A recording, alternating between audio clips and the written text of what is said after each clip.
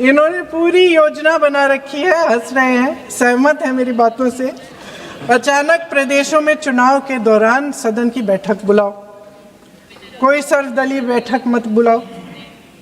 विधेयक का प्रारूप सिर्फ एक दिन पहले सार्वजनिक कर लो ताकि विपक्ष को कोई मौका न मिले कि इस पे चर्चा कर ठीक ढंग से हो। मीडिया और पब्लिक में पहले से ही चर्चा शुरू कर लो कि मोदी जी एक बहुत बड़ा कदम उठाने वाले हैं महिलाओं के उत्थान के लिए।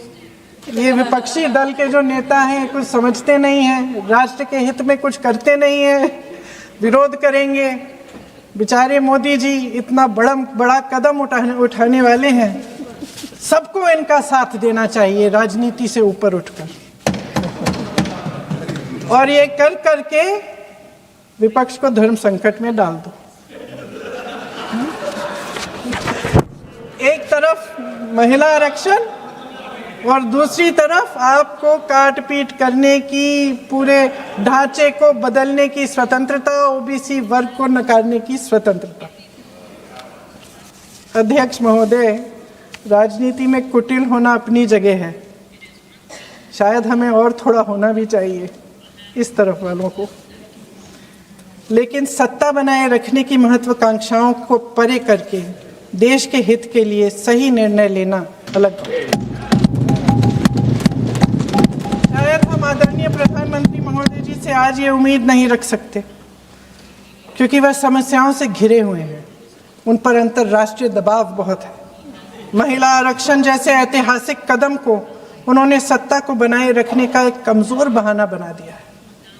जाति जनगणना को नकारते हुए एक ऐसी संसद बनाना चाहते हैं जिसमें सिर्फ अभिव्यक्ति और चर्चा का ही अभाव नहीं होगा, बल्कि पिछड़े वर्गों और प्रदेशों की समानता का भी अभाव होगा। हमारी मातृभूमि की अखंडता का आधार है one citizen, one vote, one value. अलग अलग राज्यों का दर्जा बगैर किसी संवैधानिक प्रक्रिया के तय करना इस अखंडता पर वार है। इससे हम कैसे सहमत हो सकते हैं? अध्यक्ष महोदय, इन्हीं 543 लोकसभा क्षेत्रों में से महिलाओं को 33% आरक्षण क्यों नहीं दिया? अगर पद खोने का डर नहीं है तो कुछ लोग अपना पद खो लें।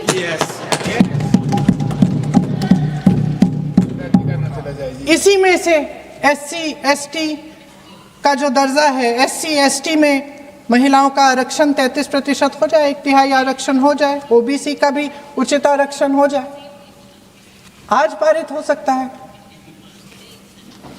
शुभ काम भी हो जाएगा, बेवजह प्रक्रियाहीन परसीमन से देश का नुकसान भी नहीं होगा और काला टीका भी काम आ जाएगा।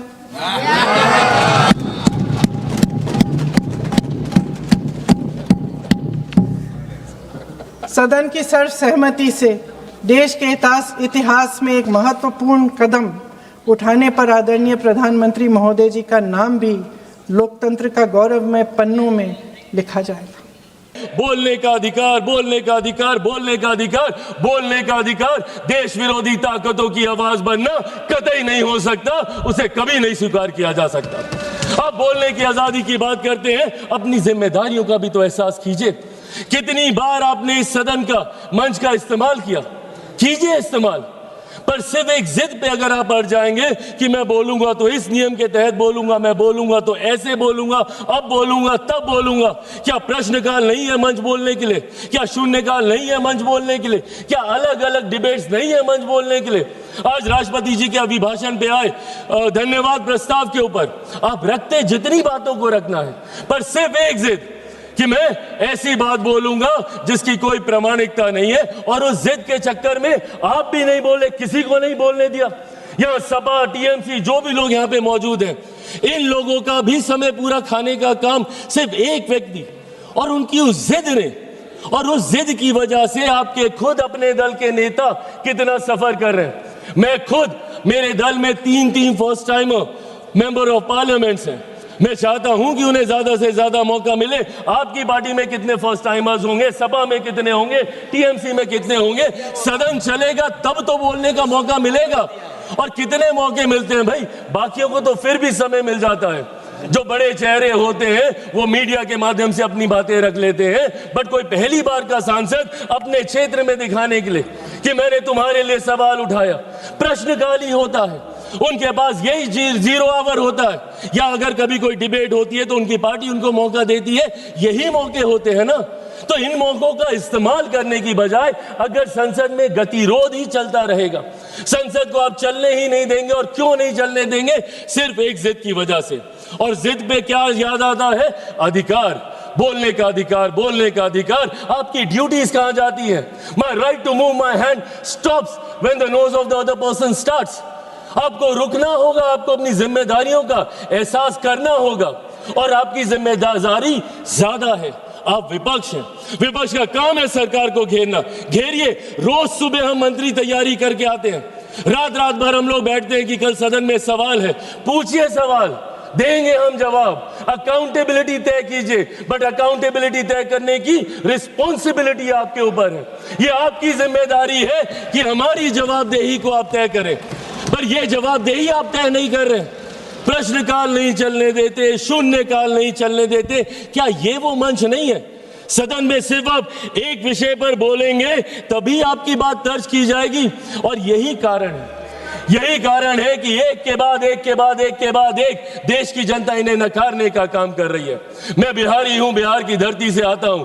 जयप्रकाश नारायण जी ने बिहार की धरती पर ही वहां के गांधी मैदान में संपूर्ण क्रांति का आह्वान किया था, और वो संपूर्ण क्रांति का आह्वान कांग्रेस की सत्ता को ही उखाड़ फेंकने के लिए किया था। उन्होंने कहा था, सिंहासन खाली करो कि जनता आती है। और आज वही काम देश की जनता के समर्थन से मेरे प्रधानमंत्री कांग्रेस मुक्त भारत करने का कर रहे हैं। क्यों? क्योंकि आपका आचरण ऐसा है। इस तरीके के आचरण को कतई नहीं स्वीकारा जा सकता। सदन में इस तरीके से आना, टेबल पर चढ़ जाना। मैं खुद सनातनी हूं, मैं मानता हूं अगर ये लोकतंत्र का मंदिर है तो यहाँ पे रखे कागज, टेबल, कुर्सी मां सरस्वती का रूप है। किस तरीके से आप कागज फाड़ते हैं, एसजी साहब के टेबल पे आप खड़े हो जाते हैं, चेयर तक आप जाने का काम करते हैं। इस तरीके का आचरण, और कैसे हम इसको न्यू नॉर्मल मान लें?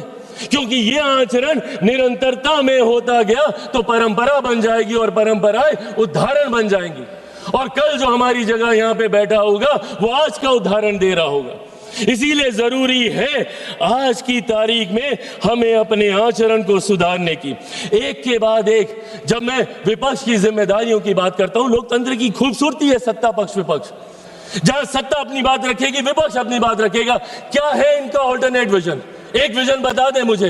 अगर सरकार ये गलत कर रही है तो ये चीजें हैं, आप इसको सही कीजिए। ऑल्टरनेट विजन आप देंगे नहीं, सिर्फ आरोप लगाएंगे और लोगों को भ्रमित करने का काम करेंगे।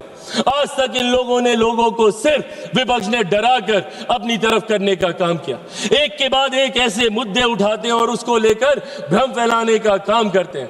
कभी सीएए का मुद्दा उठाते हैं, हम लोग सदन में कह के थक गए भैया कि सीएए का कानून एक ऐसे नागरिकता देने वाला कानून है जहां पे वहां दूसरे अल्पसंख्यक लोगों को नागरिकता देने का कानून है, जहां पे बहुसंख्यक ही मुसलमान है। अब मुसलमानों के बीच में जाके भ्रम फैलाना, नागरिकता छीन ली जाएगी, नागरिकता छीन ली जाएगी। किसकी नागरिकता छीन ली गई? पूरी लोकसभा का चुनाव ये लड़ते रहे कि अगर वापस से मोदी जी तीसरी बार आ गए तो संविधान की हत्या हो जाएगी, लोकतंत्र समाप्त हो जाएगा, आरक्षण समाप्त कर दिया जाएगा। किसका आरक्षण छीन लिया गया? कहां का लोकतंत्र समाप्त हो गया? कौन से संविधान की हत्या कर दी गई? एक के बाद झूठ बोलना और इस तरीके से लोगों को भ्रमित करना। और अब नया हथियार इनको मिला एसआईआर को लेकर। एसआईआर को लेकर सदन नहीं चलने देंगे, उसको लेकर हंगामा करेंगे। अरे प्रभु, एसआईआर पहली बार थोड़ी हुआ, आपके समय पे भी हुआ था। उस वक्त क्या हो गया एसआईआर को लेकर? और एसआईआर का जवाब तो बिहार की जनता ने दिया ना। एलओपी गए थे वहां पे 10-12 दिन वहां पे करके आए और ऐतिहासिक हार वहां पे दर्ज करा कर आए।